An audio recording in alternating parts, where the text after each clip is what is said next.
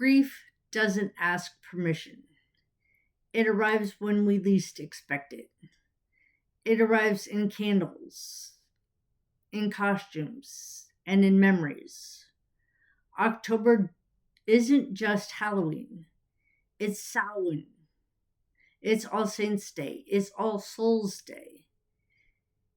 It's a season when the veil between worlds thins. And whether you believe in spirits or simply feel the weight of memory, this is the time when grief speaks. Welcome to Sacred Caregiving. My name is Barbara, and this week we wrap up our theme of grief for the month of October.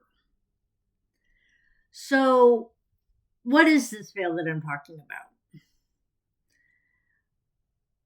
In spiritual traditions, the veil is the boundary between the living and the dead, or the physical and the spiritual, the seen and the unseen worlds.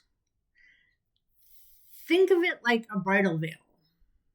Before the wedding ceremony, the bride's face is softly obscured, and then that moment comes when the spouse lifts the veil, and suddenly there's clarity, connection, and presence. That's what October feels like. The veil lifts just a little, and we sense what's always been there: love, memory, spirit. Whispers that say, I'm still here. I'm still beside you.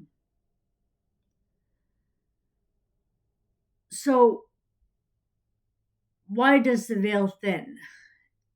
And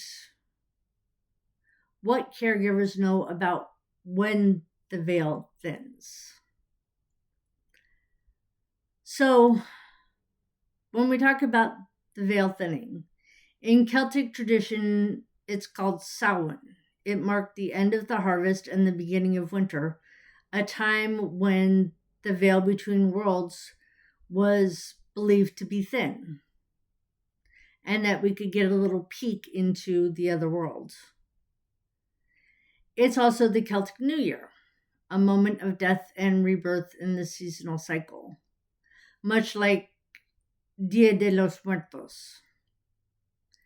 Later, Christianity layered these traditions into All Saints' Day and All Souls' Day, honoring saints and remembering those who have passed.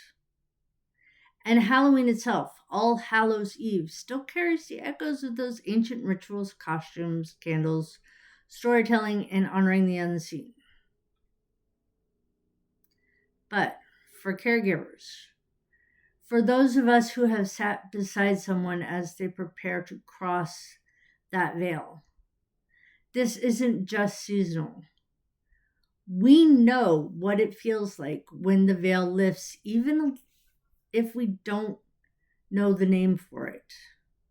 We recognize it in the quiet of the hospital room, sitting beside a hospice bed, and in that sacred goodbye. We've held hands with people as they cross that threshold. We've whispered, you can go now. I'll be okay. And we know it's mostly a lie. A lie we tell them to give them peace. A lie we tell ourselves so we can be strong. But even in that lie, there's love. There's surrender. There's the sacred shadow of goodbye.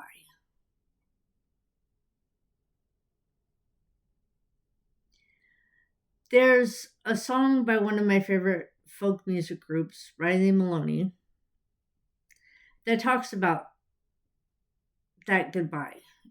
It's called Mrs. Steele Song.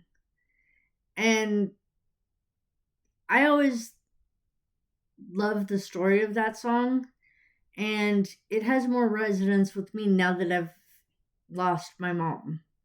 Because the first line of the song says, you made my costumes at Halloween. They were the best ones I'd ever seen. I used to feel so proud trick-or-treating up the street. That was my mom. She used to make a lot of my costumes by hand for Halloween with love and a little bit of magic and sometimes with a little aggravation. I've been the Bride of Frankenstein, a double decker London bus, even a genie in a bottle. Sometimes she stitched aggravation into every scene, fighting with the fabric that wouldn't cooperate, muttering at stubborn stitches. But in the end, it was always worth it because she stitched joy into those costumes too. And now, when I brainstorm costume ideas with one of my besties, she's a master seamstress and a costume maker. If you've seen my profile picture for my regular channel, my personal channel, you'll see me dressed up in a green Shamrock Fairy outfit. She made that. She made the costume, and my mom actually bought me the vest one year for St. Patrick's Day.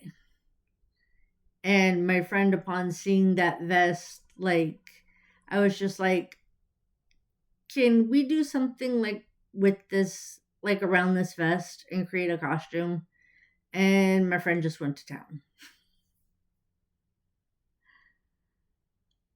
And anytime, my friend and I get together and we start coming up with costume ideas, I feel my mom's presence too. Adding her ideas or remembering costumes she made for me. And that's another layer of grief. The sweet one. The one that makes you smile and ache all at the same time. So, what do you do when those moments come? How can you support yourself and others this season who are feeling that weight of someone being on the other side of the veil and not being able to reach them? You can light a candle for someone you miss and let it flicker with memory. Some people suggest writing a letter to someone who's passed and saying what you need to say.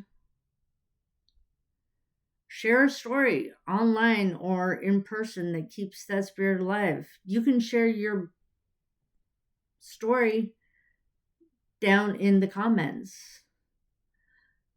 But most of all, let yourself feel everything, the joy, the ache, the gratitude, the grief. As a caregiver, honor those layers, the exhaustion, the love, the quiet goodbye.